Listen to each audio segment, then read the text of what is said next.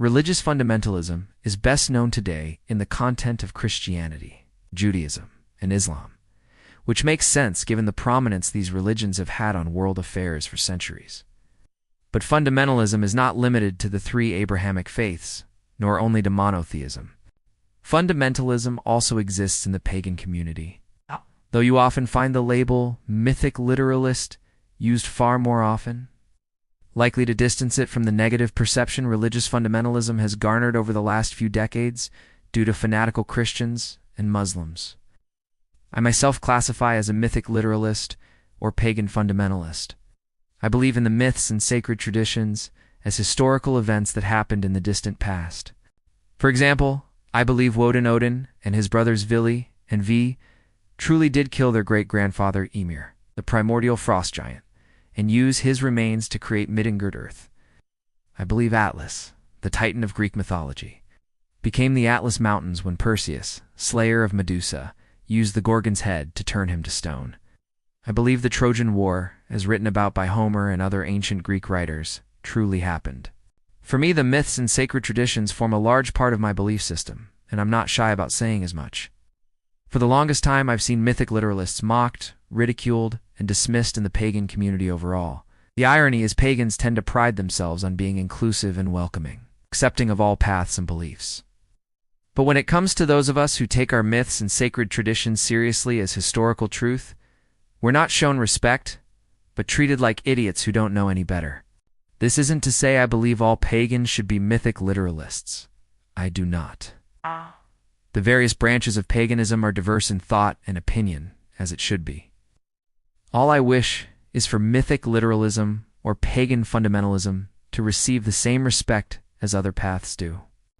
If someone can believe the gods and goddesses are simply masks of a single god, something that to me is simply monotheism in a pagan wrapping, and be taken seriously as a pagan, why then can't someone who believes in the historical realities of Heracles and Woden's 9 days hanging from the great world tree?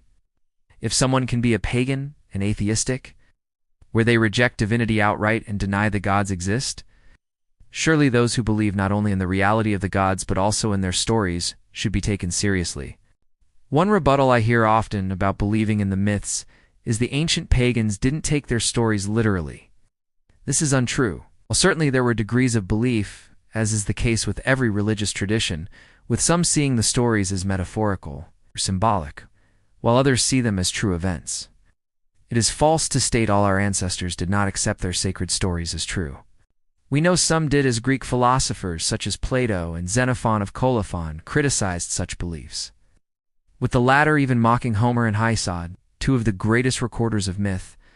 Another rebuttal is that, given the oral nature of myth, it is impossible to get to the truth of the event as it has been told and retold over the generations, morphing into different versions.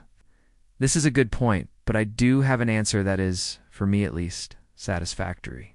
In one Roman tradition, Homer was regarded not as some random poet who wrote about the Trojan War, but the grandson of Odysseus, the king of Ithaca, and one of the greatest Greek generals of said war. It is an old tradition in the Romans, for those who believe in the story of Aeneas and the Trojan refugees, were direct descendants of those who lived through the war on the other side, not to mention their early allies such as Evander of Pallanteum, were Greek, and thus had access to Homer's works, and could pass down the tradition over time. As to the nature of myth changing, to this I agree. Even in written form, stories change, but this does not necessarily mean the events written about did not take place, but merely details were added. For myself, when I say I am a mythic literalist, I mean to say I believe the core of these stories happened. I believe, for example, the Greek gods were involved in the Trojan War, but in my interpretation they did not take sides, helping both to minimize casualties. I do believe Zeus had extramarital affairs, but do not believe Hera killed or tried to kill his lovers and their children, for to me she, as all gods are, understanding and merciful beings, even if they are flawed as their creations are. I understand to many this may seem like a pick-and-choose mindset, but we all do this, every believer. We interpret the stories to best fit what we believe. We decide how things happened in a way they make sense to us. Even the most die-hard Christian does not hold the same exact understanding of the entire Bible with their neighbor. There are disagreements over how different stories happened, or even if they happened at all, such as in the case of Job or Jonah. We cannot know for sure what transpired in the ancient past, not even with accepted historical figures. Take, for example, Alexander the Great. There are different versions of his life depending on who you read. Plutarch, a Greek historian who lived during the Roman Empire's Golden Age, differs in his retelling of the Macedonian king's life when compared to Arrian. Another Greek historian who lived about the same time who also wrote a biography of Alexander focusing on his campaigns. With both having events in their histories, the other omits or seems to be ignorant of altogether. No one doubts, or I should say no one doubts. Most people do not doubt Alexander the Great existed and did the things history says he did, but the exact details aren't all known. Even today you'll get different interpretations of who he was by historians who in turn interpret him based on their beliefs and understanding. Jesus of Nazareth is another prime example of this.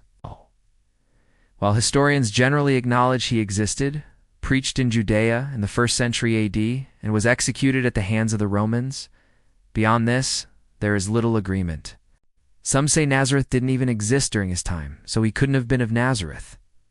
Some believe Jesus was a strict adherent to Jewish law, as it was understood in his time, while others are adamant he went against it and wanted to reform the system entirely. And of course, you also have the debate around his divinity, with conservative scholars defending it, like N.T. Wright and William Lane Craig.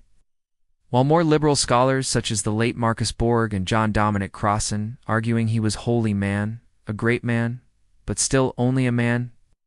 If these debates rage over known historical men, why can't different interpretations exist around myth and sacred tradition?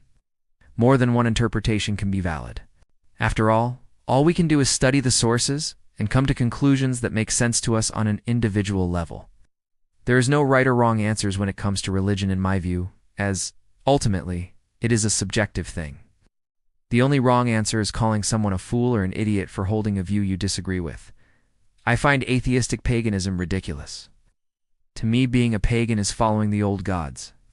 But I do not consider atheist pagans any less pagan than myself, or expect them to follow what I deem correct. Mythic literalists deserve the same respect and the same rights to belong to the pagan community as others. The only time they or anyone should be excluded is when they are forcefully trying to shove their opinions down other people's throat. I do not support that such behavior should always be condemned. My hope is moving forward. Mythic literalist pagans can be seen for what they are. A unique branch of the pagan community with just as much to contribute as others. We are a minority in the world already. We don't need division and hate within our communities. What we need is respect and understanding, the ability to disagree with love, and to move forward together.